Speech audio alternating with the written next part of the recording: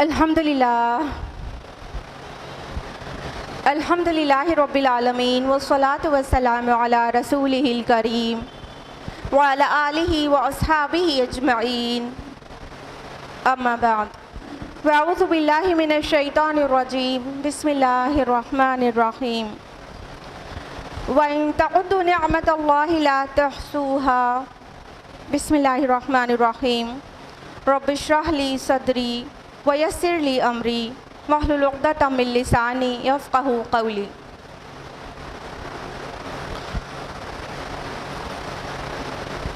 Piece Islamic School के management और dear staff members, I welcome all of you.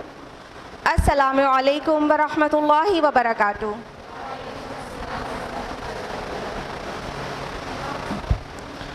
जैसे कि आप में से सभी लोग अवेयर हैं कि हम सब यहाँ गैदर हुए हैं एक सेशन के लिए, और आज के सेशन की जो थीम है वो है द ब्लेसिंग्स ऑफ अल्लाह, अल्लाह सुब्हानहू व तआला की नेमतें।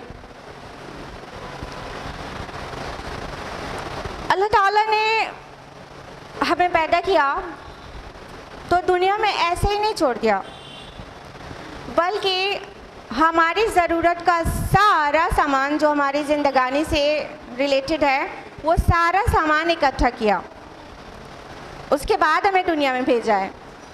लेकिन बात सिर्फ इतनी सी नहीं है कि अल्लाह ताला ने हमको जो ज़रूरत की चीज़ थी वो नेमतों की शक्ल में दी है, नहीं। अल्लाह सुब्हानहू व तआला ने हमें और आपको अनकाउंटेबल ब्लेसिंग्स दी है। अनकाउंटेबल सिर्फ ज़रूरत की नहीं, बल्कि हमारे मिजाज के एतबार से भी, हमारे टेस्ट के एतबार से भी, और हमारा जो शौक़ जमाल है उसके हिसाब से भी। तो अल्लाह ताला हमारा खालिक है।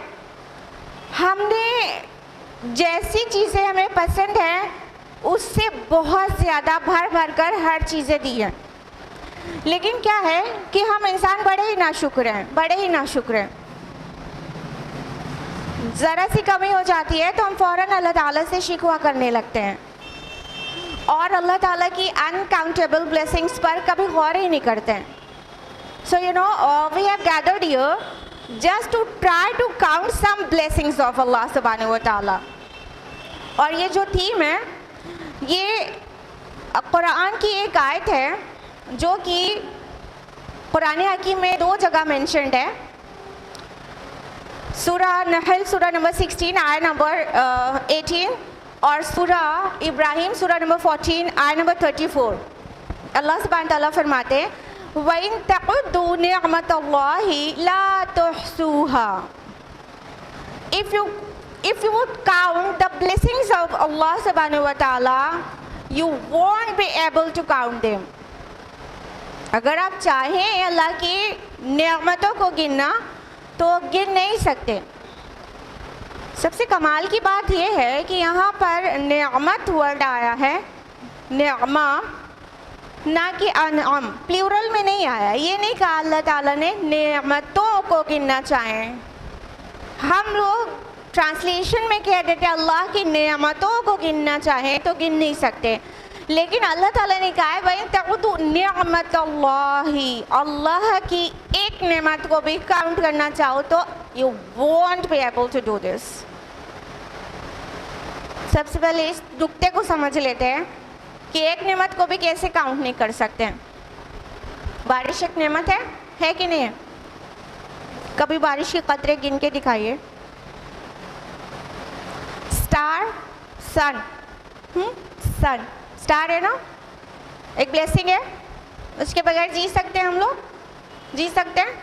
साइंस की टीचर्स वेरी वेल जानती होंगी और बाकी लोगों को भी अंदाज़ा बिल्कुल होगा कि जब तक सूरज की हीट हम तक ना पहुँचे हमारी लाइफ का सर्वाइवल पॉसिबल ही नहीं है। हमारा पूरा फूड और पूरा वे ऑफ लाइफ जो है वो सब कुछ सूरज से डायरेक्टली रिलेटेड है। सूरज तो एक स्टार है, बाकी जितने स्टार्स हैं कभी गिन सकते उसको? नहीं गिन सकते, नहीं गिन सकते। कि गिन सकते हैं कोई? किसी ने रात में गिना हो तो बता दें। Not able to count that ना। ये हाथ है, एक नेमत है, एक ही है ना। ये हाथ एक नेमत है। अब इसको यूनिट मान के चलते हैं, वरना इसके अंदर millions and billions of blessings इसके अंदर, मतलब पूरी चीज़ें मिल के ये वर्किंग हो पाया है। ठीक है, अभी उसको यूनिट मान लेते हैं। ये हमारा राइट हैंड। ज़रा बताइए तो सुबह से अभी तक आपने अपने इस राइट हैंड को कितनी बार इस्तेमाल किया है, यानी कितनी बार इसने हेल्प किया है आपको? और फिर पैदा जब से हुए तब से लेके अब तक आपने इस राइट हैंड से कितने काम लिए हैं, ज़रा काउंट करके बताएं। व्हाट इज़ अल्लाह सुब्हानहू व तआला से व इन तक़ुदु निअमतल्लाहि, अल्लाह की एक नेमत को भी काउंट करना चाहोगे ना तो यू वोंट, नहीं कर सकते, नहीं कर सकते। तो अल्लाह सुब्हानहू व तआला ने अनकाउंटेबल ब्लेसिंग्स हम पर की हैं। एक नेमत को भी हम काउंट नहीं कर सकते, तो फिर अंदर बाहर अपने नफ्स में और आफाक में सब जगह अगर हम मिलाकर काउंट करें तो जाहिर बात है कि ज़िंदगी तो तमाम हो जाएगी, लेकिन नेमतें काउंट नहीं हो पाएंगी। सिर्फ इस रुए ज़मीन पर नहीं कर सकते तो फिर हम पूरे स्पेस में और पूरी कायनात में क्या कर पाएंगे। तो अगर हम अपने अराउंड जो अल्लाह ताला ने चीज़ें हमें दी हैं उस पर थोड़ा गौर करें तो हमें अपने रब की मारिफत हासिल होगी और हम शुक्रगुजार हो जाएंगे। लेकिन हम किसी चीज़ पर गौर ही नहीं करते तो फाइनली क्या होता है, हम अपने रब को ही नहीं पहचानते। बेसिक प्रॉब्लम तो यही है मिल्लत की कि रब को ही नहीं पहचानते। तमाम इंसानों की छोड़िए, मिल्लत की, मुसलमानों की भी, जो अल्लाह पर ईमान लाने का दावा करते हैं। तो अगर हम अपने अराउंड चीज़ों को गौर करें तो जो ना हमको अल्लाह की मारिफत हासिल हो पाएगी और तौफीक मिल पाएगी कि हम अल्लाह ताला का शुक्र किया करें। कुरान हकीम में ये फ्रेज़ आपको बार बार मिलेगा, सीरू फिल अर्द फंजुरू, सैर करो, घूमो फिरो ज़मीन में और देखो।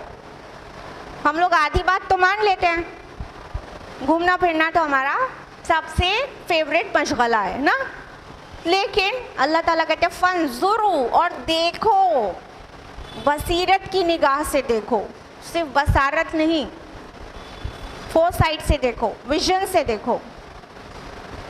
और अल्लाह ताला ने वाज़े फरमाया है कुरान हकीम में, सूरह फुस्सिलत सूरह नंबर 41 आयत नंबर 53 में, सनुरीहिम आयातिना फिल आफाक़ि व फ़ी अनफुसिहिम हत्ता यतबय्यन लहुम अन्नहुल हक़।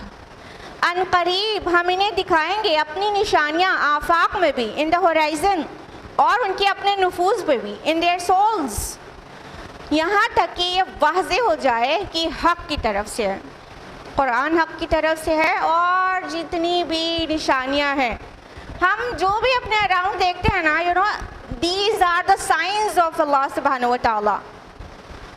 In fact, science is also a sign of Allah subhanahu wa ta'ala. S-C-I-E-N-C-E, science is also a sign, S-I-G-N, sign of Allah subhanahu wa ta'ala. अल्लामा इकबाल ने भी कहा है, उन्होंने कुरान पर इतना गौर किया है कि वो समझ गए हैं और उन्होंने भी गौर व फिक्र करने को तरगीब दी है। जिस तरह कुरान मजीद हमको कहते हैं सीरू फिल अर्द फंजुरू, अल्लाह ताला इसको पसंद करते हैं कि तुम घूमो और देखो, पहचानो, अपने रब को पहचानो। अल्लामा इकबाल ने भी समझ लिया कि ये करने की चीज़ है, तो क्या कहा, खोल आँख ज़मी देख फलक देख, खोल आँख ज़मी देख, फलक देख, समा देख, मशरिक से उभरते हुए सूरज को ज़रा देख। ये सारी चीज़ें अल्लाह ताला की निशानियां हैं। जब हम इसको गौर करेंगे ना तो हमें पता चलेगा कि अल्लाह ताला ने कितनी सारी नेमतें हमें दे छोड़ा है। तो there are definitely uncountable blessings of Allah subhanahu wa ta'ala. We cannot we cannot count the blessings of Allah subhanahu wa ta'ala, but yet we will try to count some blessings of Allah subhanahu wa ta'ala today. Ready? Okay. पानी, ये क्या है? जल ही जीवन है कहते हैं। हम रोज रोज 4-5 लीटर पानी पी जाते हैं, स्पेशली गर्मी में, और ये तो सिर्फ पी जाते हैं, बहुत सारे यूजेस हैं वाटर के। इनफैक्ट आप सब भी टीचर्स हैं और बच्चों को क्लास 1st 2nd से पढ़ाने लगते हैं uses of water in EVS। कभी सोचा है कि अगर हमारे रब ने वाटर साइकिल का इतना बेहतरीन निज़ाम नहीं बना दिया होता तो ये जो पानी हम पीते हैं और ये पानी जो हम वेस्ट करते हैं वो हमको वापस प्योर होके कैसे मिलता? कैसे मिलता? हम जो पानी इस्तेमाल करते हैं उसके बाद वो वेस्ट होके अल्टीमेटली ड्रेन से होता हुआ और फिर नालियों और नदियों से होता हुआ समंदर में चला जाता है। और एवरीबडी नोज कि जो सी वाटर है वो सलाइन होता है। तो हमारा जो ड्रेन आउट किया हुआ वाटर होता है वो तो फाइनली सलाइन हो जाता है। एक तो वो इम्प्योर होता है, दूसरा वो जो मेन वाटर बॉडी है seas and oceans, it contains saline water, खारा पानी है, वो हमारे यूज़ का नहीं है। तो हम तो पानी को इस्तेमाल करते जाते हैं और वेस्ट बना के ड्रेन आउट करते जाते हैं, लेकिन ये अल्लाह है जो पूरे वाटर साइकिल का निज़ाम चलाता है और हमें वो वाटर फिर से फ्रेश होके मिलता है। कैसे? वाटर साइकिल के मोटे मोटे पॉइंट्स आपको पता ही होंगे कि जो रेन वाटर है, बादलों से पानी उतरता है, ठीक है, उसके बाद वो ज़मीन में अंदर खींच लिया जाता है, नदियों और नालों से होकर कुछ समंदर में भी चला जाता है, ठीक। फिर हम ये जो अंडरग्राउंड वाटर है इसको अपने पंप्स और मशीन्स के ज़रिए इसको खींच लेते हैं और फिर हम अपने घरों में और खेती में और बहुत जगहों पर उसे इस्तेमाल करते हैं। फिर हम उसे गंदा कर देते हैं, फिर वो ड्रेन होकर चला जाता है कहाँ? अल्टीमेटली नदी नालों में और समंदर में मिल जाता है। जब समंदर में मिल जाता है तो अब तो वो सलाइन वाटर है, हमारे यूज़ का नहीं है। फिर वो क्या होता है? उसका एवोपरेशन होता है। सबको पता होगा, ये जनरल साइंस है, कोई बहुत स्पेसिफिक साइंस टीचर होना it's not required at all ना। समंदर से सूरज की जो गर्मी है उससे भाप बनकर पानी ऊपर उठता है, एवोपरेशन होता है। एवोपरेशन होने के बाद ये ऊपर जाता है और बादलों की शक्ल में उसका कंडेंसेशन होता है। कंडेंसेशन के बाद फिर वो ड्रेन ड्रॉप बन के वो टपकता है तो वो प्योर वाटर होता है और वो फिर ज़मीन के अंदर चला जाता है और ज़मीन के अंदर से हम फिर खींच लेते हैं। तो हम तो गंदा करके छोड़ते हैं, लेकिन हमारा अल्लाह उसे प्योरीफाई करता रहता है। यू नो, इस हवा चलने को हम मामूली बात समझते हैं। अगर हवा ना चले तो कभी भी बारिश हो ही नहीं सकती। You know what's the role of wind in the rain? जब ये यहाँ एवोपरेशन होता है, वाटर साइकिल का एक स्टेप एवोपरेशन होता है ओशंस या सी से, तो ये जो इसका कंडेंसेशन होकर जो बादल बनते हैं तो ये बहुत छोटे छोटे से क्लाउड्स होते हैं, यानी छोटे छोटे से पार्ट्स होते हैं। ये क्लाउड्स जो हैं क्यूमुलस क्लाउड्स कहलाते हैं, छोटे छोटे से क्यूमुलस क्लाउड्स। अगर ये क्यूमुलस क्लाउड्स जॉइन नहीं हो और हेवी क्लाउड बॉडी जिसको क्यूमुलोनिम्बस क्लाउड कहते हैं उसका फॉर्मेशन नहीं करें तो ये बरस ही नहीं सकते। ये हवा है, अल्लाह ताला हवाओं को भेजता है, खुशखबरी देने वाली हवाएं इसीलिए कहा गया, हवाओं को भेजता है। तो ये जो छोटे छोटे से क्लाउड्स होते हैं ये पुश होते हैं, ये पुश होते हैं और आपस में ज्वाइन होते चले जाते हैं, और ज्वाइन हो जाते हैं तो फिर वो बड़े से क्लाउड की बॉडी बनती है। आप अपने स्क्रीन पर देखते रहिए, ये जो इतने भारी भारी क्लाउड हो जाते हैं तो वो संभल नहीं सकते, इस वजह से वो गिरने लगते हैं, जिसको हम बारिश कहते हैं।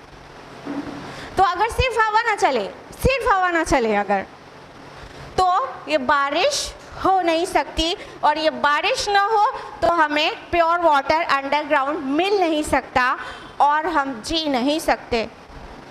ये जो बॉटल में पैक किया हुआ पानी हो, या हमारे जग में रखा हुआ पानी हो, या हमारे टैंक्स में स्टोर किया हुआ पानी हो, ये ऑन अ डेली बेसिस हम इसे इस्तेमाल करते हैं। कभी सोचा ये किन स्टेप्स से गुजर कर आ रहा है, और मेरे अल्लाह हम कितनी नाफरमानियाँ करें, मेरा अल्लाह हमें प्रोवाइड कर रहा है। कभी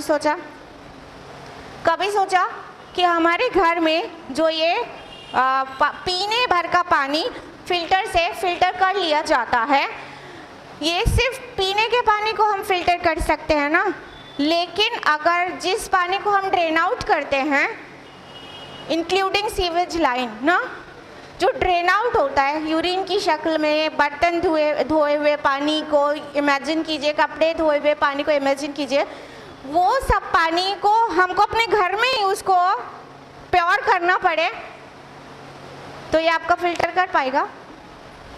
ये जो हम अपने घरों में फिल्टर लगाते हैं, खेती को पानी देना हो फिल्टर करके, और जितना भी रेसिडेंशियल यूज़ है वाटर का वो पूरा, प्लस जो आउटडोर यूज़ है वाटर का, वो सारा पानी कोई भी बड़े से बड़ा फिल्टर, जो बड़े से बड़ा साइंटिस्ट डिज़ाइन कर दे, उतना पानी फिल्टर करके प्रोवाइड कर सकता है? नहीं। ये अल्लाह ताला है जिसने वाटर साइकिल जैसा बेहतरीन निज़ाम बना दिया। हम गंदा करते जाते हैं, रिलीज़ करते जाते हैं, और अल्लाह प्योर करता जाता है और हमें रिसाइकिल करके देता जाता है, और हम बिल्कुल बेपरवाही से उसकी नेमतों को हर वक्त इस्तेमाल करते रहते हैं, और शुक्र की कोई भी तौफीक नहीं होती। अल्लाह ताला ने बहुत आले अंदाज में कहना चाहिए सूरा वाक़िया में फरमाया है, this is your homework to read and understand आयात, फ्यू आयात ऑफ सूरा वाक़िया फ्रॉम आयत नंबर 63 to 74। वो ये सभी इम्पॉर्टेंट है। सवाल किया है अल्लाह ताला ने यहाँ पर अपनी नेमतों के मुतालिक, हम आपको सिर्फ कोट करें आयत नंबर 68 to 70। अल्लाह ताला ने पूछा, है ना भाई, इनसे पूछिए तो ज़रा कि जो पानी तुम पीते हो, तुम उसे बादलों से उतारने वाले हो या हम उतारते हैं? और अगर अल्लाह चाहे, अल्लाह ताला कहते हैं अगर हम चाहें तो इसको खारा कर दें, कड़वा कर दें, सॉल्ट कर दें, सॉल्ट वाटर, तो कौन है जो तुम्हारे लिए साफ पानी लाए? तो फिर अल्लाह का शुक्र क्यों नहीं करते? ये सिर्फ पानी के लिए कहा अल्लाह ताला ने, वरना इसके ऊपर कहा जो बीज तुम बोते हो उससे पौधा कौन बनाता है, और उसके बाद और भी ब्लेसिंग्स का इसी अंदाज में सवाल किया गया। तो अगर हम कुरान मजीद को समझ कर पढ़ेंगे ना, तो हमें शुक्र की भी तौफीक होगी। हम अपने से तो सोचते नहीं, कुरान मजीद हमको सोचने पर मजबूर करेगा। सोचो, तब हमें एहसास होगा कि अल्लाह ताला की कितनी सारी ब्लेसिंग्स हैं हमारे ऊपर। दूसरी ब्लेसिंग अल्लाह सुब्हानहू व तआला की, उसकी तरफ आपकी अटेंशन सीक करना चाहेंगे, दैट इज़ एयर और ऑक्सीजन। कभी आपने गौर किया है कि रोज़ाना आप कितनी ऑक्सीजन इनहेल कर डालते हैं, कितनी एयर इनहेल कर लेते हैं? We need 7 or 8 litre of air पर मिनट।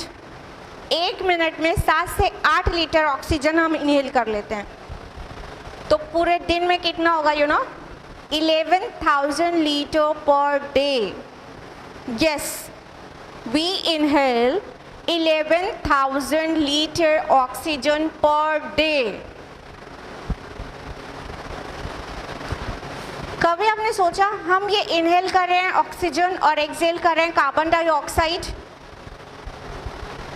और हमें फिर भी जो ऑक्सीजन का कंसंट्रेशन है वो डिसबैलेंस नहीं हो रहा है और हमें फ्रेश ऑक्सीजन मिलती जा रही है।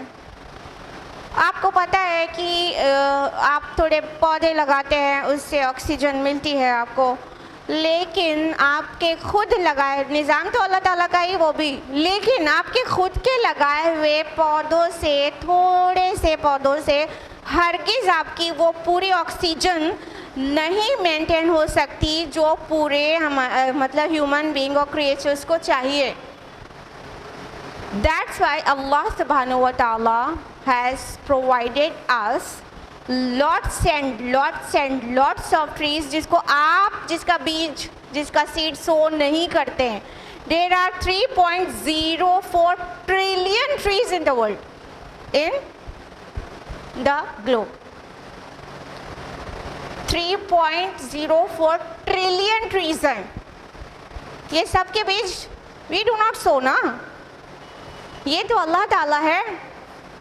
कि सीड का डिस्पर्सल कैसे होता है, साइंस के टीचर्स को बहुत अच्छी तरह से पता होगा। देयर आर सेवरल वेज जिससे सीड का डिस्पर्सल होता है और पूरे में फैलते हैं, और पॉलिनेशन कैसे कैसे होता है ये सबको पता है।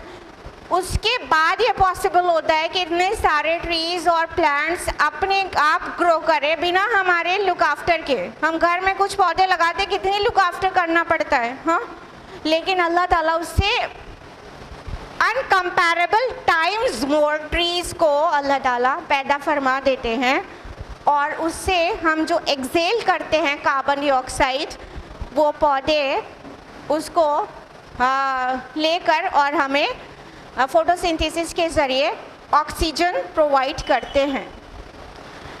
अगर यही ऑक्सीजन हमको मार्केट से लेनी पड़े तो आपको पता है ना कितना खर्च आएगा। क्यों नहीं सोचते हम कभी कि अल्लाह ताला ने हमें फ्री में ऑक्सीजन दी है? क्यों नहीं सोचते? अभी कोविड पीरियड पास्ट की बात नहीं है, अभी कहें तो पूरी तरह से उससे अभी हमें निजात मिली भी नहीं है। स्पेशली याद करिए Covid second wave last year, just last year ना, सेकेंड वेव आप लोगों ने न्यूज़ में ज़रूर देखा होगा, और ऐसे मिल के भी बहुतों को विटनेस किया होगा कैसा बिलख के लोग रोए हैं, उनके घर के लोग जिनको कोविड हो गया था और कहीं ऑक्सीजन नहीं मिल रहा था, ना हॉस्पिटल्स में बेड थी और ना ही ऑक्सीजन सिलेंडर थे और ना ही ऑक्सीजन मशीन, सब आउट ऑफ मार्केट थे, सब मार्केट में शॉर्ट हो चुका था। और उनके घर वाले जो जैसे किसी के वालिदैन अफेक्टेड हैं तो उनकी औलाद फूट कर रहे हैं कुछ लीटर ऑक्सीजन के लिए अपने पेरेंट्स के लिए। हम भूल गए इतनी जल्दी, और जिस वक्त हमें उसकी कीमत पता भी चल गई थी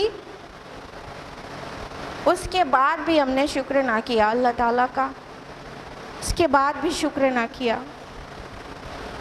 कैसा दिन आ गया था वो, जो नेचुरल वे में ऑक्सीजन को इनहेल नहीं कर पा रहा है उसको ऑक्सीजन सिलेंडर लगाने में 24 आवर्स में एक सिलेंडर तो तब ख़त्म होता है जब हम कम ऑक्सीजन पे चलाएं। अगर 7-8 फुल पे कोई बिल्कुल भी ऑक्सीजन नहीं ले पा रहा है नेचुरल वे में, तो अगर फुल ऑक्सीजन पे चलाएं तो हज़ारों रुपए डेली का खर्च है।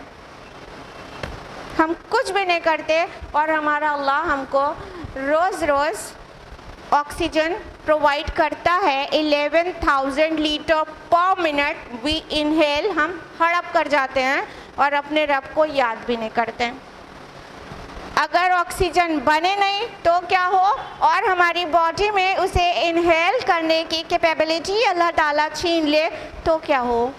वो हमने लास्ट ईयर देख लिया था, लास्ट ईयर कोविड में देख लिया था। अभी भी किसी को देखना है तो कुछ हॉस्पिटल्स को विज़िट कर लें कि किस किस कंडीशन में वेंटिलेटर पर लोग पड़े होते हैं और ऑक्सीजन उन्हें अपने से नहीं ले पा रहे होते हैं, तो ऑक्सीजन मशीन्स और सिलेंडर्स लगे होते हैं। रोज़ रोज़ हम खाना खाते हैं, कभी हमने गौर किया कि ये जो फूड हमारे दस्तरखान पर पहुंचा है,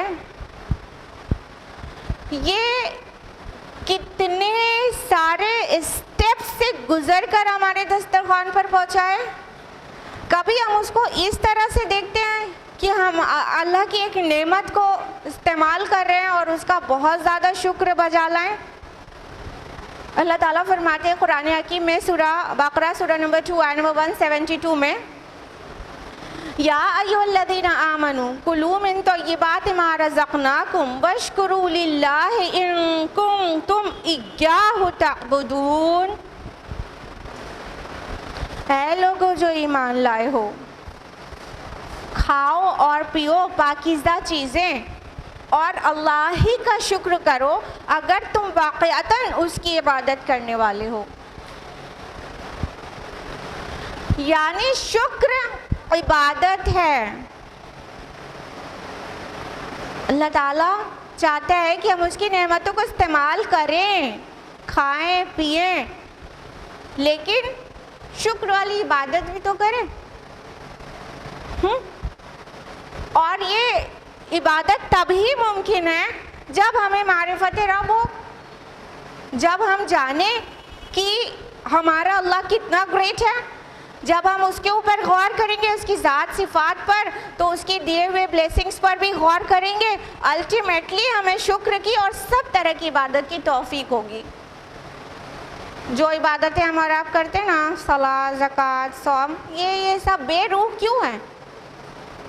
क्योंकि we do not recognize, we do not have introduction of Allah subhanahu wa ta'ala, you know।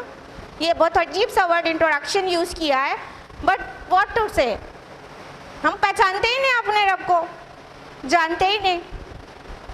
थोड़ा गौर करें, थोड़ा गौर करें, आफाक और अनफुस में गौर करें तो अभी समझ आ जाएगा कि अल्लाह की कितनी नेमतें हम पर। चलिए हम और आप मिलकर गौर करते हैं कि ये फूड जो हमारे दस्तरखान पर आता है, ये कितने स्टेप से गुजर कर आता है। और सिर्फ मोटे मोटे स्टेप्स की बात करने जा रहे हैं, मोटे मोटे, बहुत छोटे छोटे भी आएंगे, वो सब स्किप्ड रहेगा। इससे पहले कि एक रोटी आपकी प्लेट तक पहुँचे, ये कहाँ कहाँ से जाकर आती है, मतलब कैसे आप आती है, ज़रा ध्यान दीजिए कि कहीं कोई बीज ज़मीन के अंदर उसने अपने वजूद को मिटाया होगा और फिर वो फूटा होगा, फिर उससे कोई पौधा निकला होगा, फिर वो पौधा ने, उस पौधे ने हमारा जो एडिबल पार्ट है उसको बनाया होगा, फिर वो एडिबल पार्ट एक्चुअली हमारे खाने के लायक हुआ होगा। हाँ, जैसे कुछ फ्रूट्स हैं तो वो पके, तो कुछ मिलेट्स हैं तो ड्राई हों तो वगैरह वगैरह। हाँ, फिर वो हमारे कंज्यूम करने के लायक हुआ होगा, फिर उसके बाद उसको मार्केट में सेल किया गया होगा, यानी वो फार्मर्स ने उसे हार्वेस्ट करके उसे सेल आउट किया होगा, फिर उसके बाद वो उसका ट्रांसपोर्टेशन हुआ होगा और फिर वो पहुंचा होगा किसी सुपरमार्केट में या हमारे मोहल्ले की दुकान में। फिर उसके बाद आपने या आपकी मम्मा ने उसे पकाया होगा, तब जाके एक रोटी आपके दस्तरखान पर पहुंची है। माय बिलवड सिस्टर्स, ये बहुत मोटी मोटी चीज़ की तरफ हम आपका अटेंशन सीख कर रहे हैं, वरना इसके दरमियान में ना जाने कितने और स्टेप्स हैं, लेकिन बहुत मोटे मोटे स्टेप्स को लेकर माइनर स्टेप्स को स्किप करते हुए हमने आपको दिखाया। आप अपने मॉनिटर स्क्रीन पर देखते रहिए कि इतने स्टेप्स से गुजर कर ये रोटी आपके दस्तरखान पर पहुंचती है। लेकिन हमारा हाल ये है कि हम दस्तरखान पे खाना आने के बाद कुछ ऐसे जुमले अदा करते हैं, मम्मा ये कल ही तो बनाया था, आज फिर बना लिया, आपको पता है ना मुझे अच्छी नहीं लगती अरहर की दाल रोज रोज। कभी कभी प्लेट खसका देते हैं, कभी कहते हैं मुझे नहीं खाना, अभी परसों खाया था, कल खाया था इसलिए नहीं खाना, मुझे ये नहीं अच्छा लगता, वो नहीं अच्छा लगता इसलिए नहीं खाना, और सामने आई प्लेट को खसका देना। ना सिर्फ आप अपने पेरेंट्स और एल्डर्स को टेंशन कॉज करते हैं, बल्कि आप अपने रब की कितनी बड़ी नाशुक्री कर रहे हैं। ऐसे वक्त पर कितने स्टेप से घूमकर आपको अल्लाह ने खाना नसीब किया। You know there are 9 million people in the world who die out of hunger. 9 million people, 90 lakh लोग भूख से मर जाते हैं हर साल, और हमको 2 वक्त की रोटी नसीब होती है तो हम ऐसा नहीं अच्छा लगता तो वैसा नहीं अच्छा लगता, और 1000 नक्स निकालते हैं खाने में। हमारे रसूल सल्लल्लाहु अलैहि वसल्लम की क्या सुन्नत थी कि आपके सामने जो भी खाना आता आप सल्लल्लाहु अलैहि वसल्लम पसंद होता तो नोश फरमा लेते, नहीं पसंद होता तो नहीं खाते, लेकिन ज़ुबान से कुछ भी नहीं कहते, ना नाशुक्री करते और ना खाने में आयब निकालते। लेकिन घर के मर्दों की तो खैर उनकी सुन्नत होती है कि खाने में ऐब निकालना है, और बच्चों को भी हम अल्लाह जाने क्या सिखाते हैं कि घर जैसे ही वो खाना देखते हैं उनकी मर्ज़ी का नहीं हुआ, जंक फूड उन्हें अच्छा लगेगा, लेकिन बाकी हेल्दी फूड में 1000 ऐब निकालेंगे, और हम उन्हें कुछ आदाब भी नहीं सिखाते कि वो अल्लाह का शुक्र करें कि उनको खाने ही को मिल रहा है। वरना वो 90 लाख लोगों में से एक हम भी होते और भूख से मर रहे होते तो कौन था जो हमारे दस्तरखान पर वो रोटी लेकर आता। हमारे रसूल सल्लल्लाहु अलैहि वसल्लम ने ऐसे कई महीने गुजारे हैं जब चूल्हे में आग नहीं लगी। आपकी फैमिली बिना चूल्हे में आग लगाए कई महीना उन लोगों का गुजर जाता था, कई चांद ऐसे हो जाते थे कि चूल्हे में आग भी नहीं लगती थी। लेकिन हम इंस्टेंटली नाशुक्री करते हैं, जब भी मर्ज़ी का खाना नहीं होता फ़ौरन तौबा कर लेने की ज़रूरत है, तौबा कर लेने की ज़रूरत है। अल्लाह ताला वाज़े फरमाते हैं सूरह निसा सूरह नंबर 4 आयत नंबर 147 में कि अल्लाह तुम्हें अजाब देकर क्या करेगा अगर तुम शुक्रगुजारी करते रहो। अल्लाह तो शकूर है और अलीम है, वो कद्रदान है। यानी अल्लाह ताला चाहते हैं कि आप शुक्रगुजारी करते रहो। वो क्यों पनिश करेगा? क्योंकि नाशुक्रे को पनिश करेगा, नाशुक्री कुफ्र है। फरमाया सूरह इब्राहिम सूरह नंबर 14 आयत नंबर 7 में लइन शकरतुम लअज़ीदन्नकुम, अगर तुम शुक्रगुजारी करोगे तो तुम्हें और देंगे।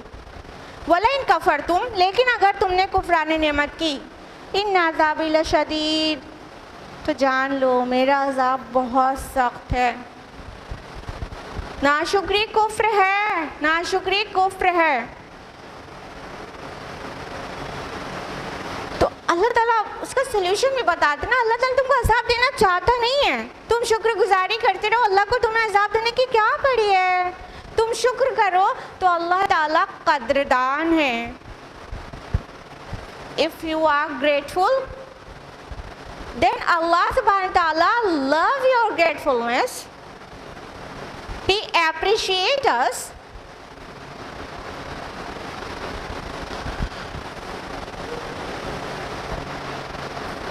कभी आपने अपने खाने के बारे में ये बात सोची है कि हमको खाने में क्या क्या चीज़ों की ज़रूरत है? जरा साइंस टीचर्स बताएं बेसिक चीज़ों की क्या ज़रूरत है? Carbohydrate, protein and fat, that much ना। Carbohydrate, protein, fat, that much ना। यानी अगर 1 मिनट होता, कोई 1 मिनट, ठीक है, जैसे गेहूँ, ठीक, और एक सोर्स ऑफ प्रोटीन होता कोई, सिर्फ एक सोर्स ऑफ प्रोटीन, जैसे सोयाबीन रिचेस्ट है ना प्रोटीन में, और सिर्फ एक काइंड ऑफ फैट होता, घी, कोई सा भी घी, कोई सा भी ऑयल, ठीक। ये तीन चीज़ मिल के हमारी लाइफ सर्वाइवल के लिए बहुत सफिशिएंट थे, if I am not wrong. हमें बेसिकली लाइफ सर्वाइव करने के लिए बेसिकली क्या चीज़ है? Carbohydrate, protein and fat, that much ना। लेकिन क्या अल्लाह ताला ने ऐसे प्लेन कार्बोहाइड्रेट, एक कार्बोहाइड्रेट, एक प्रोटीन, एक फैट, बस इतना चीज़ दे दिया है हमको? कभी अपने फूड आइटम्स को काउंट करिएगा, किसी दिन पेन पेपर लेकर बैठिएगा। Vegetables and fruits, different vegetables, different fruits, different millets, different spices, different dry fruits, and we can on and on and on. Different. सिर्फ इतना ही नहीं, इंसान के अंदर ना सिर्फ भूख है बल्कि टेस्ट भी है। तो अल्लाह ताला ने हमारे टेस्ट का भी पूरा ख्याल रखा है। मुख्तलिफ फल हैं, मुख्तलिफ मसाले हैं हमारे टेस्ट के लिए, हाँ। और एक इंसान के अंदर एक जो खूबसूरती को मतलब पसंद करने की जो ख्वाहिश है, जो उसका ज़ौक़ जमाल है, वो भी है। ज़रा सोचिए कि क्या हो जाता अगर स्ट्रॉबेरी इतनी खूबसूरत ना होती, पेट भरना था, भर जाता, हाँ। किसका क्या बिगड़ रहा था अगर अनार इतना शानदार नहीं होता, अगर ग्रेप्स इतने नाजुक नहीं होते, क्या हो जाता?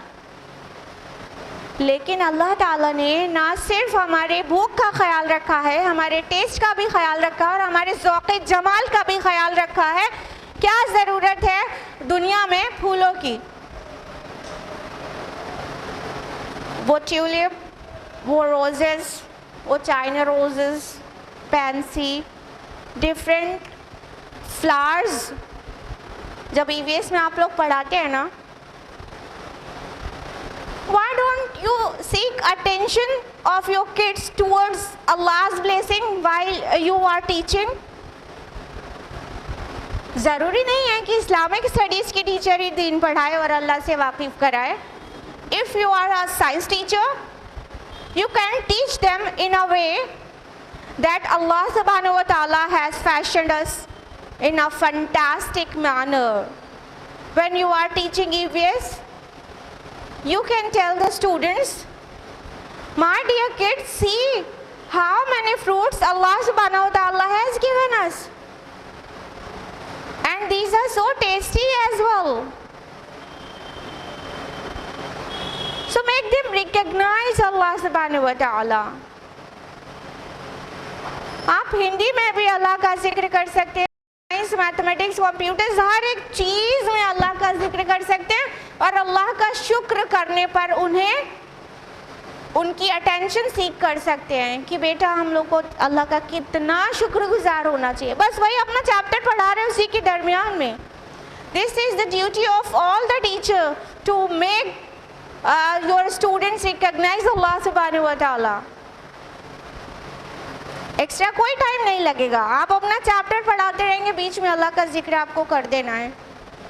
It's your duty, you are teaching little pearls of उम्मा। They are future of ummah, you know, future of country, future of our nation. उनको आपको सिखाना है।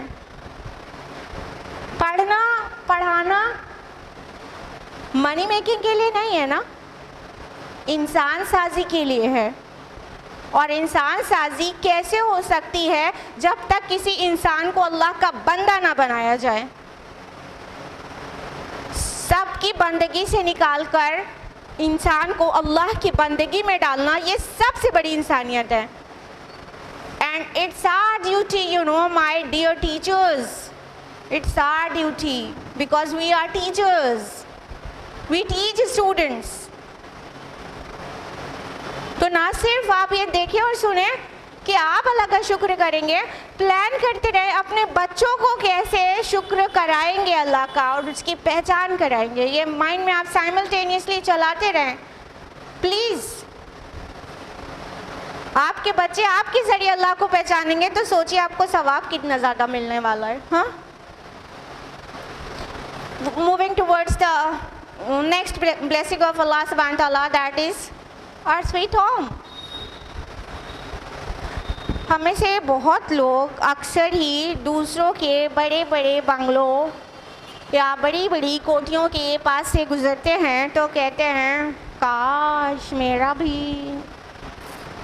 किसी के ड्राइंग रूम की सजावट देख लेते हैं तो राल टपकने लगता है, हमारा तो घर इतना ख़राब सा है।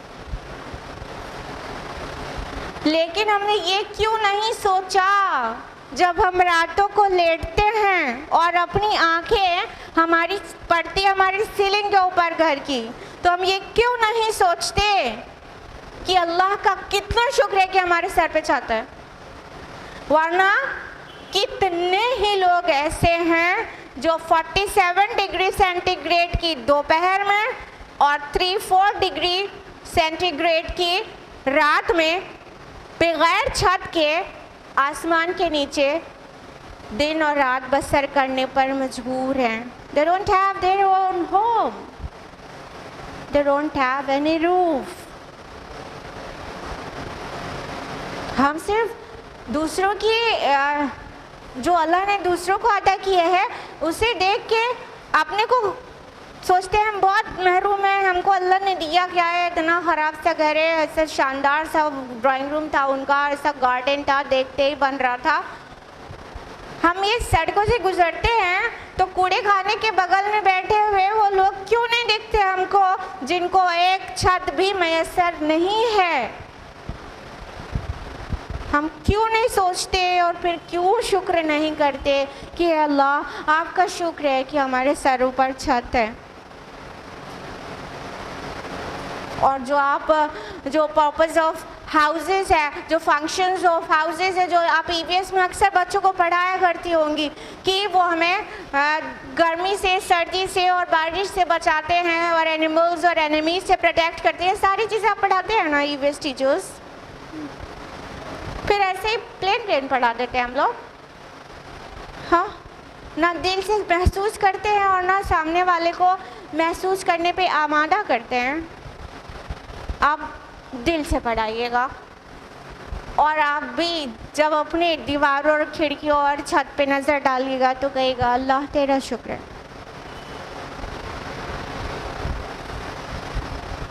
You know, our parents are also one of the biggest blessings of Allah subhanahu wa ta'ala.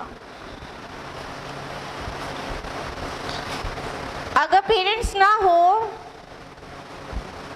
तो हम दुनिया में इतने महरूम हो कि जितना कि कोई सबसे ज़्यादा हो सकता है। एक माँ एक गोश्त के लोथड़े को 6 फीट का इंसान बना देती है। कभी हमने पेरेंट्स के मिलने पर शुक्र किया? गर्मी हो, सर्दी हो, परेशानी हो, धूप हो, बारिश हो, माँ अपने पेट से आड़ कर लेती है, अपने बच्चे को बचा लेती है। वालिद बुखार हो, दर्द हो, तकलीफ़ हो तो भी कोई दिन भी लीव नहीं लेना चाहता। बच्चों की स्कूल की फ़ीस कैसे जमा करेगा, बच्चे का ईद का कपड़ा कैसे बनवाएगा, वो बीमारी में भी जाके कमा के लाता है। और माँ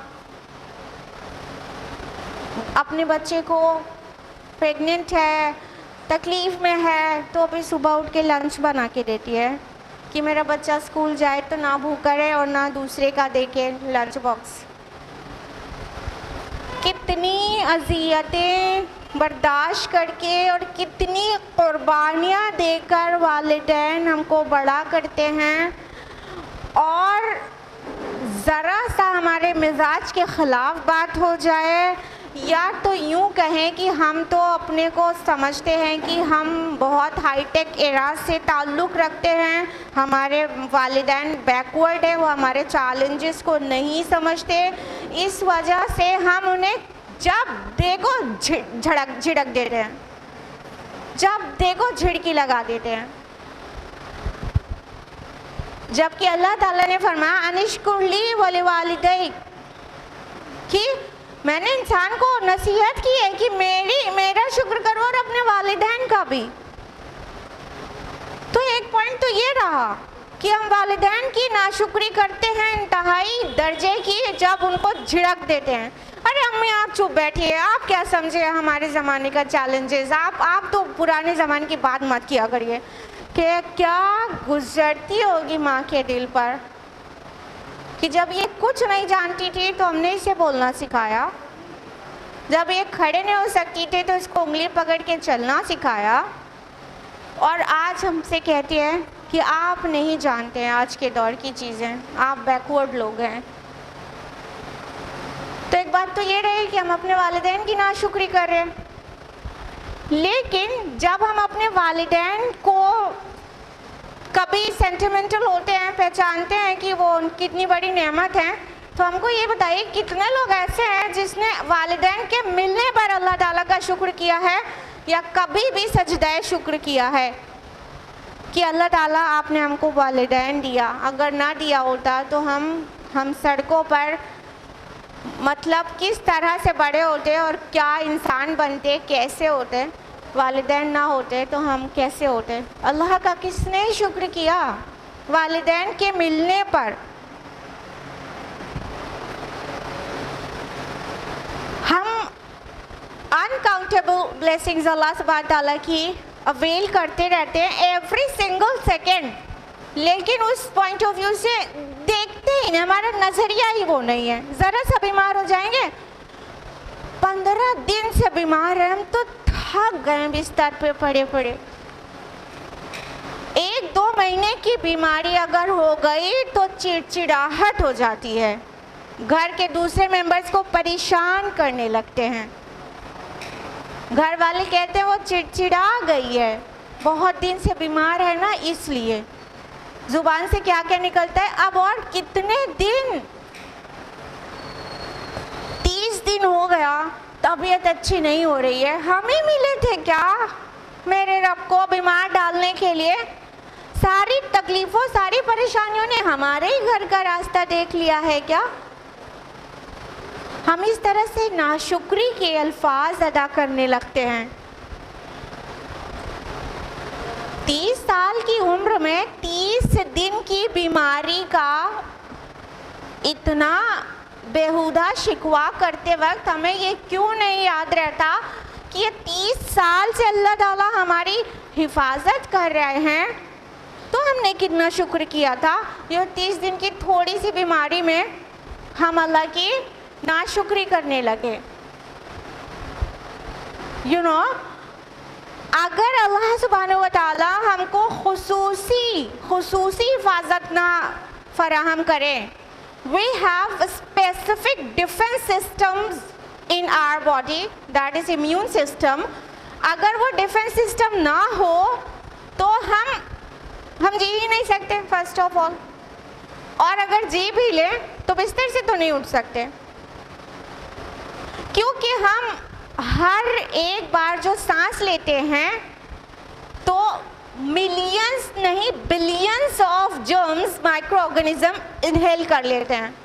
तो हम सांस में ही कितने जर्म्स अंदर ले लेते हैं, फिर हमें ज़रा भी छोटा छोटा कट लग जाता है, चोट लग जाती है, कौन परवाह करता है उसकी, कौन डॉक्टर क्या पहुंच जाता है। हाँ, हमारे अंदर जो इम्यून सिस्टम है, everybody must be aware of it, that we have 3 kinds of blood cells. Other than red blood cells, we have WBCs, white blood cells, and third one platelets. 3 kinds of cells we have. तो ये जो white blood cells है ना, ये इसमें monocytes है, lymphocytes है, और बहुत सारी T killer cells, alpha T killer cells, beta alpha cells, beta cells, killer cells बहुत सारी, और उसमें बहुत सारे सिस्टम्स होते हैं, फैगोसाइटोसिस एंड मेनी मोर ना। ये सारे वाइट ब्लड सेल्स WBCs पूरा डिफेंस यूनिट है। इसको कह सकते हैं कि मोबाइल एंड फिक्स्ड आर्मी। जैसे ही हमारे ब्लड में कोई एलियन थिंग मतलब कोई एंटीजन एंटर करता है, वैसे ही मतलब मिलियंस की तादाद में वो वाइट ब्लड सेल्स जो होती हैं वो उसके पीछे लग जाती हैं और उस दुश्मन को ख़त्म करके किल करके दम लेती हैं। जब बहुत ज़्यादा ही दुश्मन अंदर चले जाते हैं, कहने का मतलब एंटीजेंस जो मतलब डिजीज़ कॉजिंग एजेंट्स होते हैं, micro organisms and any type of toxins and all, जब बहुत ज़्यादा हो जाते हैं तब हम बीमार पड़ते, वरना रोज़ रोज़ ना जाने कितने मतलब बता रहे ना, मिलियंस नहीं बिलियंस या ट्रिलियंस ऑफ माइक्रो ऑर्गेनिजम्स हम अपने बॉडी में लेते रहते हैं और ये डिफेंस सिस्टम से पूरी फाइटिंग होती रहती है। आपके सामने स्क्रीन पर है, तो ये सारी फाइटिंग अंदर चलती रहती है and we are all together unaware of it and we are safe अल्हम्दुलिल्लाह। कौन महफूज करता है हमको? बस हमने एक हफ्ते या 10, 20, 30 दिन की 2 महीने की बीमारी पे इतना वावेला मचा दिया, इतनी नाशुक्री कर डाला, और इतने साल से अल्लाह ताला जो हमारी हिफाजत कर रहा है। और कौन था जो हमारे जब हम मदर्स वूम में थे तो हमारी हिफाजत कर रहा था? अल्लाह सुब्हान ताला ने फरमाया सूरह ज़ुमर सूरह नंबर 39 आयत नंबर 6 में कि वो अल्लाह ही है जिसने तुम्हें माँ के रहम के अंदर एक बनावट के बाद दूसरी बनावट में पैदा किया और तुमको तीन अंधेरों के दरमियान पैदा किया। ये 3 अंधेरे क्या है? ये 3 अंधेरे हैं। अगर एम्ब्रियोलॉजिस्ट प्रोफेसर कीथ मूर की माने तो professor Keith, in fact nowadays science is simple GS is everybody is aware of it ना, simple GS कि ये 3 अंधेरे हैं। First abdominal wall of the mother, second uterine wall and third amniochorionic membrane। ये 3 layers हैं जो अंदर की तरफ जा रही हैं। इस 3 प्रोटेक्टिंग लेयर के अंदर एम्ब्रियो होता है, इंतहाई प्रोटेक्टेड। जब तक कोई बहुत बड़ा झटका, कोई बहुत बड़ी चोट या कोई बहुत बड़ा गम सदमा ना हो, एम्ब्रियो साक़ित नहीं होता, मिसकैरेज नहीं होता। ठीक है, इतना प्रोटेक्टेड होता है मदर्स वूम के अंदर। कौन हिफाजत कर रहा होता है वहाँ पर? अल्लाह ताला। कैसी क्या कहना चाहिए, कैसी बेशर्मी और कैसी एहसान नाशनासी है कि पैदा होने के बाद गले में फ़ौरन तावीज़ पड़ जाता है। अभी 9 महीने से कौन हिफाजत कर रहा था? अब तावीज़ गंडा हिफाजत करेगा जैसे ही बाहर आ गया। अभी अंदर भी तो उसका खालिक हिफाजत कर रहा था, अब नहीं करेगा। हम इस तरह अल्लाह ताला की नाशुक्री करते हैं और ज़रा सी बीमारी पे जब वावेला करते हैं तो ज़रा याद कर लिया करें कि अभी भी हमारे हाथ सलामत हैं, हमारी आंखें सलामत हैं, हमारे पैर सलामत हैं, हमारा कान नाक सब सलामत है और हम इससे सारे फंक्शंस ये कर रहा है। और हम ऐसे भी तो पैदा हो सकते थे जैसा आप अपनी स्क्रीन पर देख रहे हैं, हम ऐसे भी तो हो सकते थे, फिजिकली चैलेंज्ड, टोटली हैंडीकैप्ड। अगर हम ऐसे पैदा हो जाते थे, हाँ, और हमने अपने वजूद का, अपनी बॉडी का, अल्लाह ताला का कितनी बार शुक्र किया? ज़रा कभी गौर किया है आपने? हम अपनी गरीबी का रोना रोया करते हैं कि हमारे यहाँ फाइनेंशियल क्राइसिस बहुत है, सालों से हम लोग परेशान हैं, इतनी गरीबी, इतना परेशान है हम लोग, ये परेशानी वो परेशानी, दुनिया भर की फाइनेंशियल क्राइसिस को एक्चुअल क्राइसिस समझ लेते हैं। everybody is millionaire, in fact billionaire. I'm telling you the cost of your organs. Market value बताने जा रहे हैं, हवाई बात नहीं करने जा रहे हैं। यूएस में जो स्टैंडर्ड, जो आपको कॉस्ट बता रहे हैं ह्यूमन बॉडी की, यूएस में जो स्टैंडर्ड कॉस्ट है हार्ट की कॉस्ट है $1 मिलियन। उसको रुपीस में कन्वर्ट करेंगे ना तो 78 करोड़ रुपीस आएगा। आपका सिर्फ दिल, मार्केट वैल्यू बता रहे हैं, हवा महल नहीं खड़ा कर रहे हैं। ये अगर कोई परचेज करना चाहे, चेंज करना चाहे, ट्रांसप्लांटेशन चाहे, तो जो मार्केट वैल्यू है हार्ट की वो है 78 करोड़ रुपीस। खाली दिल से आप करोड़पति हैं। सुभान अल्लाह, अल्हम्दुलिल्लाह। लिवर की मार्केट वैल्यू है $55,07,000। किडनी की वैल्यू है $2,62,000। मार्केट वैल्यू बता रहे हैं। अगर खरीदना पड़ जाए, किडनी चेंज करना है, तो इतने की आपको किडनी मिलेगी और फिर पूरी बॉडी, सारे ऑर्गन्स मिला के जो उसकी वैल्यू है वो है $45 मिलियन, जो कि शायद आपको उतनी गिनती भी हिंदी में मुश्किल से आती होगी। इट इज़ मोर देन 35 अरब रुपए। अरब खरब की गिनती भी शायद ही ठीक से आप अपने बच्चों को बता पाए। 35 अरब रुपए से ज़्यादा महंगे हैं हम। लखपति नहीं है, करोड़पति नहीं है, अरबपति हैं। चाहे हमारे पास कुछ भी ना हो, सिर्फ ये ह्यूमन बॉडी हमारी ऐसी है जो अरबपति हैं। अभी भी चाहिए दौलत, अभी भी है गरीबी किसी के पास? है कोई गरीब? जब कोई चीज़ छिन जाती है ना तो हमें पता चलता है ना। बात तो ये है, छिन जाती है तो पता चलता है। कहीं दूर की स्टोरी नहीं बता रहे, हमारे बहुत क्लोज रिलेटिव हैं, उनको कैंसर हो गया। उनका वो अज़ू जहाँ से यूरिनेट किया जाता है, जान बचाने के लिए रिमूव कर दिया गया। और फिर वो नेचुरल वे में यूरिनेशन नहीं कर सकते हैं, उनको एक यूरिन बैग लगता है, कैथेटर, आर्टिफिशियल, डेली उसको चेंज करना होता है। मतलब एक पाइप के ज़रिए से बॉडी में सर्जरी करके यूरिन को आर्टिफिशियली उसमें गैदर किया जाता है, फिर उसको रोज़ाना वो बैग को चेंज करना होता है। और कई साल पहले ही वो बैग की कीमत 500 रुपीज़ थी। अभी वो बैग ऑलमोस्ट 1500 रुपीज़ का है। सिर्फ यूरिन कैरी करने के लिए आउटर बैग, यानी वो कह लीजिए कि ये जो हमारे ब्लैडर में यूरिन इकट्ठा होता है उसे ना करके एक्सटर्नली आर्टिफिशियली यूरिन को एक जगह इकट्ठा किया जा रहा है। इस काम के लिए 1500 रुपये डेली खर्च करना है। हम कभी सोचते हैं वॉशरूम में जब फारिग होकर बाहर आते हैं और कहते हैं गुफराना का, तो इसका क्या मतलब होता है?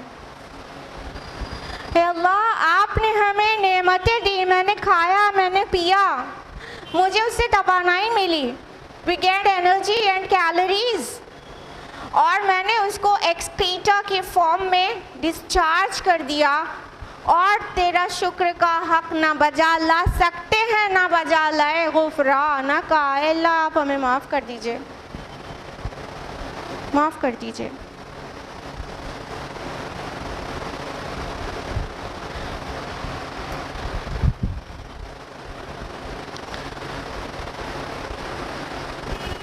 Science teacher must be aware of it that we have no less than 12 organ systems in our body that work simultaneously in our body, ना? सिर्फ एक डाइजेस्टिव सिस्टम की तरफ आपका अटेंशन सीक करना चाहते हैं, सिर्फ एक, वरना 12 ऑर्गन सिस्टम्स हैं, सबकी बात वो साइमल्टेनियसली वर्क करते हैं। मगर सिर्फ अभी अपने खाने के मुतालिक सोचिए, जब हम खाते हैं तो जस्ट हम मतलब इनटेक करते हैं और कुछ प्रोसेसिंग होती है बॉडी में, अपना कोई रोल नहीं रहता उसका, और जो हम करते हैं वो जाके वॉशरूम में हम एक्सक्रीट कर देते हैं। बस इतना ही करते हैं ना, अंदर मुंह में उठा के निवाला डाल लेते हैं और वॉशरूम में जाके डिस्चार्ज कर देते हैं, यही करते हैं ना। इस दरमियान में हमारे रब ने हमारे ऊपर कैसी रहमतों की बारिश की है और कितना हमारे बॉडी को ऐसा सुटेबल बनाया कि वो प्रॉपरली वर्क करे और हमें वो एनर्जी दे जो हमारी लाइफ सर्वाइवल के लिए ज़रूरी है। कभी सोचा इसके बारे में? कभी सोचा कि हम जब फूड मुंह में लेते हैं तो फ़ौरन सलाइवरी ग्लैंड्स और एक्टिव हो जाती हैं, सलाइवा उसके अंदर मिलता है, वो इस लायक होता है कि फूड गले से नीचे उतर सके, उसको ग्रीसी बनाती है सलाइवा। नहीं, अगर मुंह में सलाइवा नहीं रहता अगर पानी देर तक नहीं पिए और हॉस्पिटल की बेड पे पड़े, ज़ुबान लकड़ी हो जाती है, तो उसको कुछ खिला के देखिए आप। तो यहाँ से सलाइवा फूड को किस तरह से मतलब ग्रीसी बना देता है कि आसानी से हमारे गले से उतर जाता है, और फिर वो इसोफेगस से होता हुआ हमारे स्टमक में कंटेन होता है, और स्टमक में जब तक वो एसिडिक ना हो जाए, उसका डाइजेशन नहीं हो सकता है, तो कुदरती निज़ाम है कि HCl प्रोड्यूस होता है। जो हमारे स्टमक में एसिड प्रोड्यूस होता है, कौन सा होता है? HCl, हाइड्रोक्लोरिक एसिड ना। कितना HCl रोज़ाना हमारे स्टमक में प्रोड्यूस हो जाता है? 2 लीटर HCl पर डे। कभी आपने सोचा जो हम केमिस्ट्री लैब में हाइड्रोक्लोरिक एसिड यूज़ करते हैं, वो अगर टेबल पर पड़ जाए तो कलर फेड हो जाता है, जल जाता है टेबल ना। तो फिर हमारा स्टमक, उसके अंदर HCl प्रोड्यूस हो रहा है, 2 litre HCl per day produce हो जाता है। सुबह से रात तक हम जितना कुछ खा जाते हैं उसके लिए 2 लीटर HCl की ज़रूरत पड़ जाती है, and that is sufficient, that is enough to melt the metals. तो फिर हमारे स्टमक क्यों ना मेल्ट हो जाता? क्यों हमारा स्टमक डिस्ट्रॉय नहीं हो जाता? Does anybody know the answer of it? Science teachers, जब इतना HCl बनता है तो हमारा स्टमक डिस्ट्रॉय क्यों नहीं हो जाता? बताइए।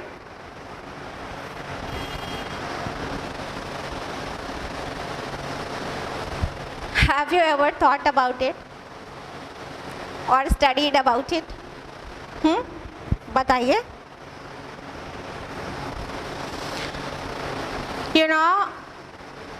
हमारे स्टमक की जो इंटरनल लाइनिंग है, इसकी 5 लाख सेल्स हर मिनट चेंज होती रहती है।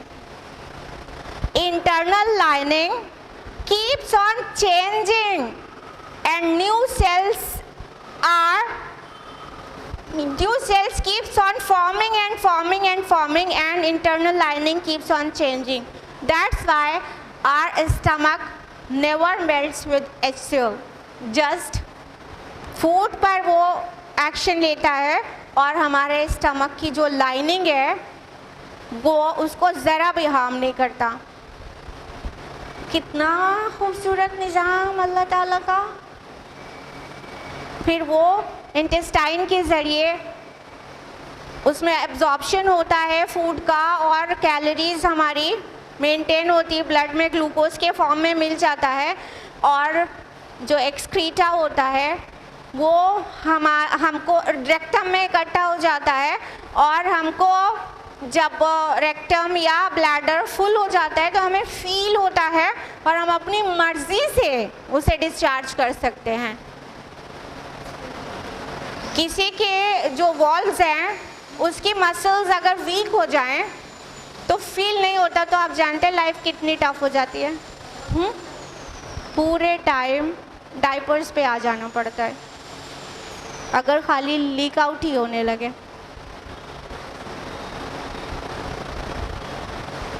अल्लाह ताला ने कितने एहसान किए, कभी हमने गौर किया? कभी सोचा? हर एक चीज़ पे अल्लाह ताला की अनकाउंटेबल ब्लेसिंग्स है। लेकिन हम नाशुक्री से बाज नहीं आते। आज हम 21st सेंचुरी के हाईटेक एरा में रहते हैं, जो इंफॉर्मेशन एज है।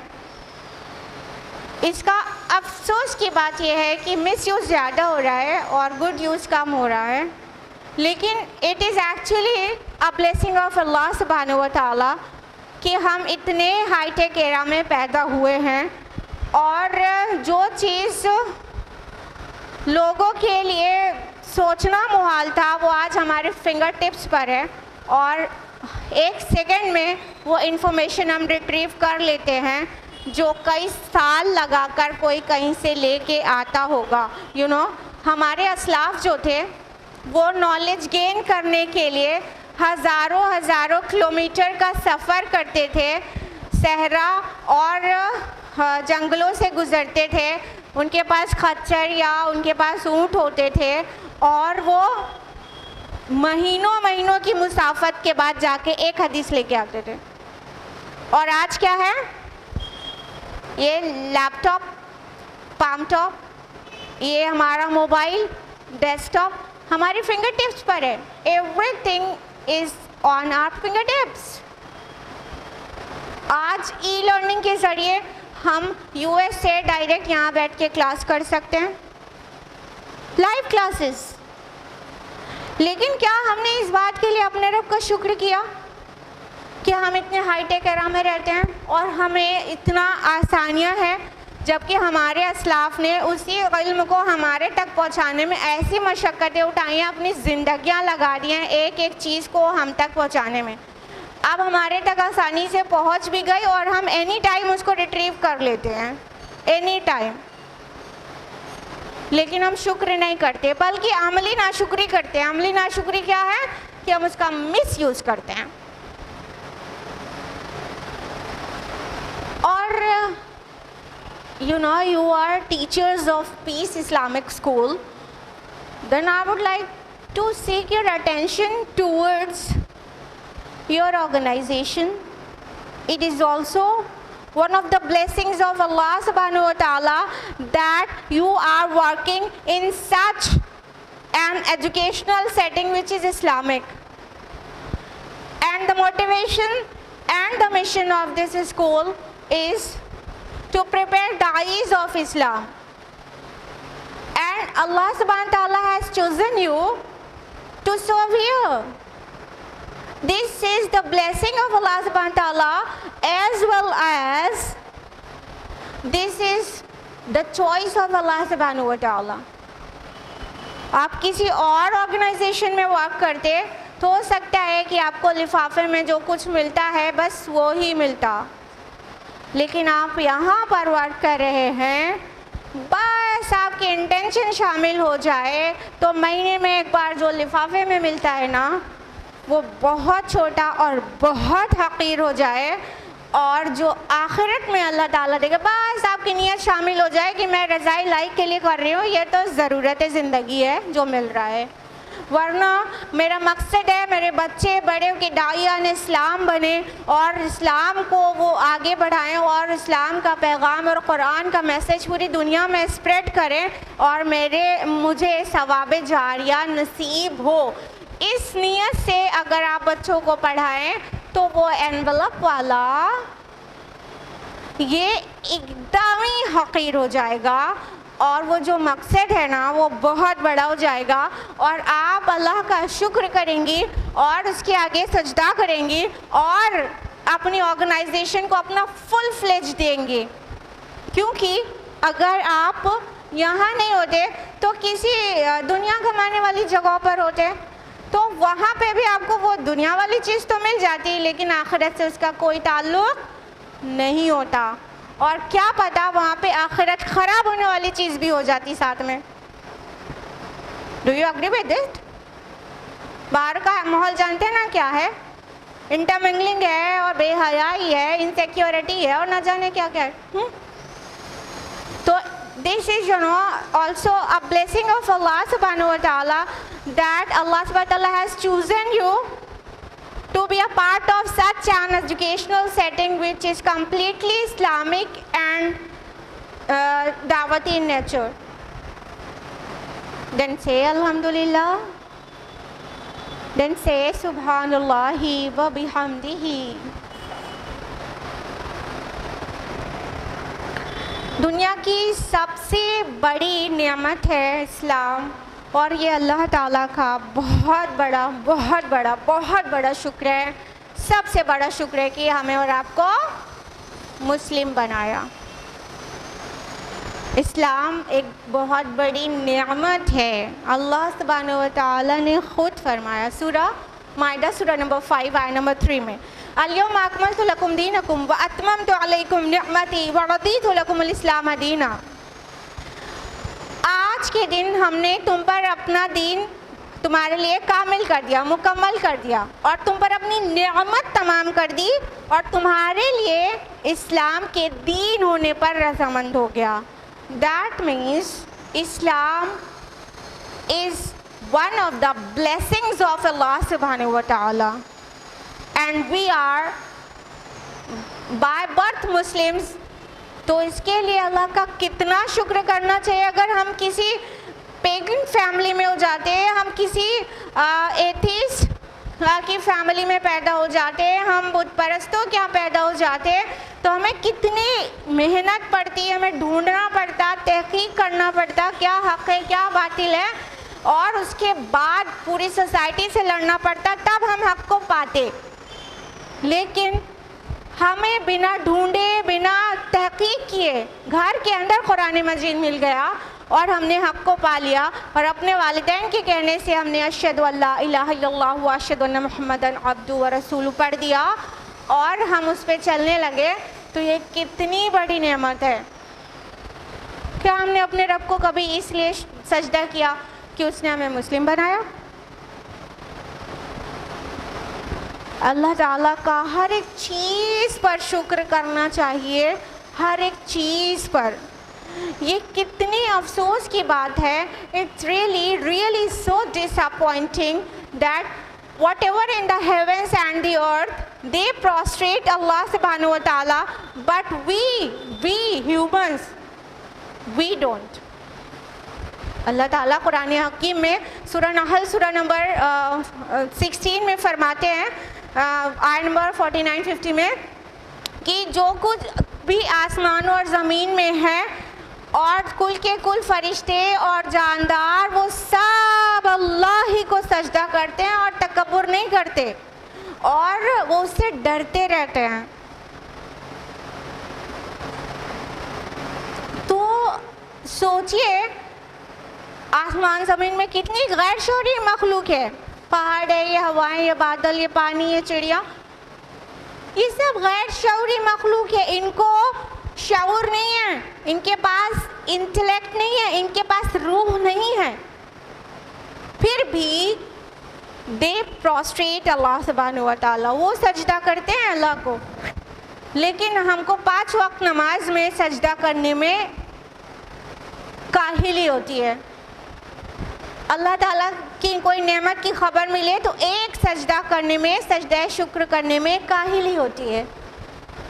कितनी डिसअपॉइंटिंग बात है कि सबसे ज़्यादा ज़ी शऊर मखलूक, जिसको अल्लाह ने सबसे ज़्यादा समझदार बनाया है नॉन मखलूक में, नॉन क्रिएशन में, यही कह सकते हैं नॉन क्रिएशन में बेस्ट, वो सजदा करने में अकड़ती है।